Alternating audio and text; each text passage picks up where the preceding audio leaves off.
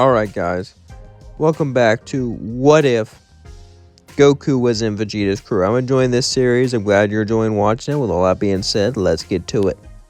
As the Saiyans were training on Beerus's world, Nappa and Kakarot would be off, going towards Broly's planet. Nappa used the Dragon Balls to wish to see if there was any other Saiyans around, and it told him about planet Vampa and Broly. And also told him about Vegeta's brother, but he was weak and pathetic, so not really no use of getting him. So the Saiyans went over to Vampa, and as they landed, they would see an old man and a man who was buff and strong. They assumed the buff and strong one was Broly. Paragus would tell him what happened, except for the fact that King Vegeta betrayed them. He left out some things.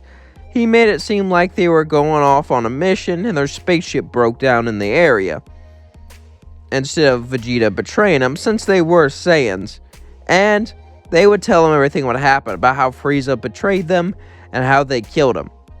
Paragus was shocked and even angered that Vegeta was still alive. True, it was King Vegeta who did this to him, but the prince, that arrogant bastard, the king's son, did all of this. He will pay for his father's sins. Paragus will get his revenge, but he must act accordingly and pretend to be their friend.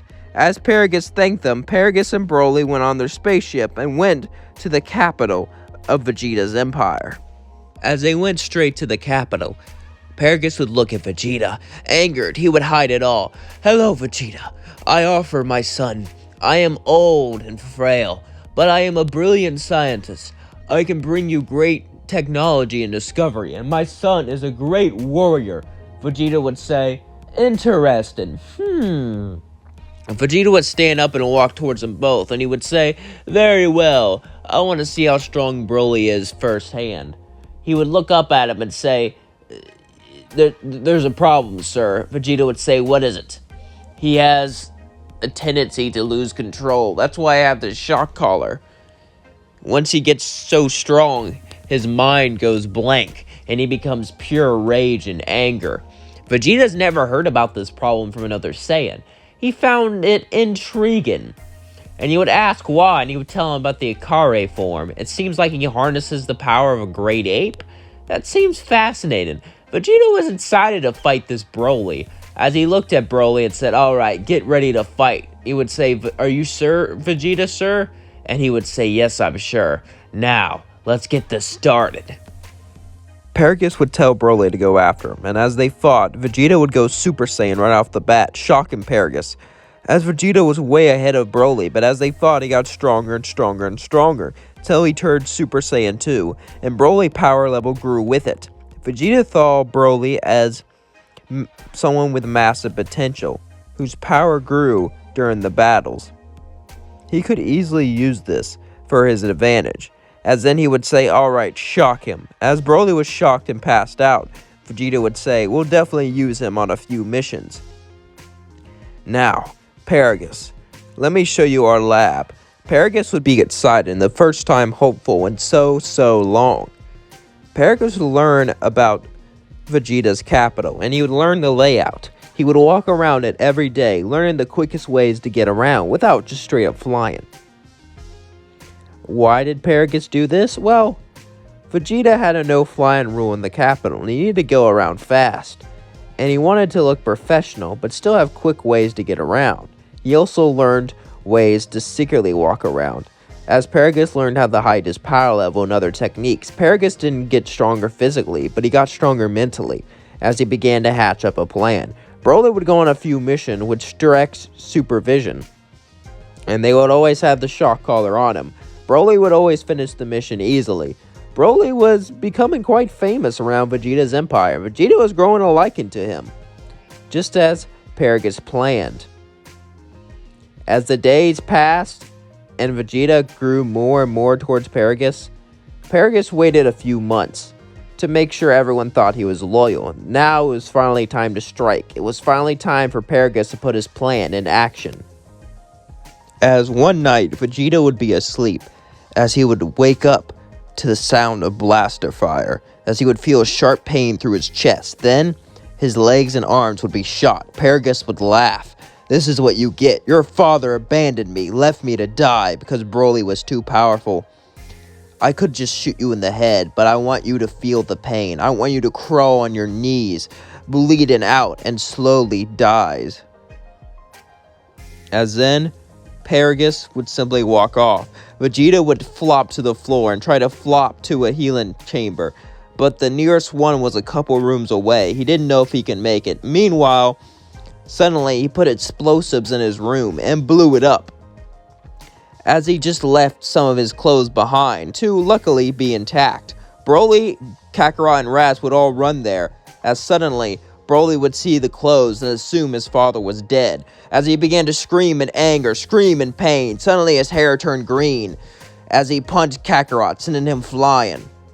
As Kakarot then fell to the floor and began to cough up blood, Broly was flying straight towards him, ready to kill him, but then Raditz would hit him with a double sundae. As Broly would turn around, Kakarot, Raditz, and Nappa would all turn Super Saiyan Blue, and at first they were a bit stronger than Broly, but he got stronger and stronger and stronger and stronger. No matter how hard they fought, it seemed that Broly would always be stronger. The only thing they can do now was fuse. As Kakarot looked over at Raditz and said, "Are you ready? Are you sure, brother? This is the only way." They would nod. Meanwhile, we cut to Vegeta. Vegeta was bleeding out, as he would barely be able to crawl. He would use his head to crawl. He should have died that day. He should have bled to death, but Vegeta had something. He had determination. He had pride. He remembered being under Frieza. He remembered being forced to do things he didn't like. He remembered not having a choice, not having a say in what he did. But finally he had a say. Finally he had power. And he was not going to let all that go away. As he crawled to the healing tank, Vegeta said, "Heal now." As the healing tank would use the voice activation to open itself up, as Vegeta was barely able to crawl in. Eventually, Vegeta would start to heal, and as that was going on, Kakarot, Raditz, and Nappa began to get beat to the end of their lives. Blood began to drip from their body. Their bones began to snap, until finally, Kakarot and Raditz, learning the fusion dance from Yardrat and other planets, would perform the fusion dance, as Kakaraz was born. As Goraz looked at him and began to laugh, "You think you can defeat me? I am the perfect warrior," as he turned blue, as then Broly would charge at him. And Goraz would actually frown, because even though they were cold beings, Saiyans did actually care about each other, and Broly was like a brother to them. He went on missions after missions. For months, they fought together, and they bonded. And they knew this wasn't Broly's fault. Watching his dad die in some sort of weird attack did this to him. Goraz would then charge a Kamehameha double sundae, as then he launched it straight at Broly. Broly would shoot a mouth blast straight at it. As the beams hit, it was an epic beam struggle. Both of them went at it with everything they had, pushing each other further and further and further and further. As they both began to scream, "Ah!" Broly's anger pushed him forward. Broly's anger made him strong, but it wasn't enough to defeat Goraz, as suddenly it would destroy Broly, wiping him out. As they unfused, eventually Vegeta would heal, and he would go to Kakarot and tell him everything that happened, and how he had to crawl his ass into the healing chamber. Meanwhile, we cut to Paragus flying away in a space pod. He would assume he got his revenge, but as he landed on a planet, as he got out, he saw Granola. Granola would look at him and say, "Using your own son for your revenge. Such petty and shameful. You're the reason your Saiyan race must be wiped out." Paragus would say, "Who are you and what do you know?" But then he would see Moro walk beside him.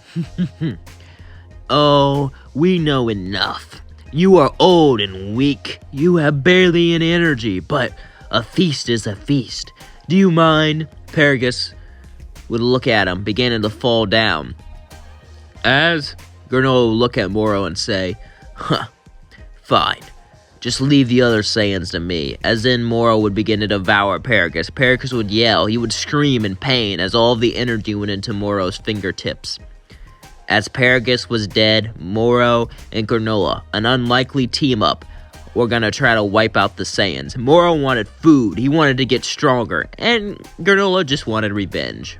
And that was going to leave things off. I decided to combine Moro and Granola which because it hasn't been done before. Well, good reason. There's like, but Moro wants hunger and Granola wants to kill the Saiyan, so it makes sense why they were together a bit. I don't know. Anyway, I decided that would make it for a more entertaining finale since I've stopped doing Tournament of Power since I suck at them.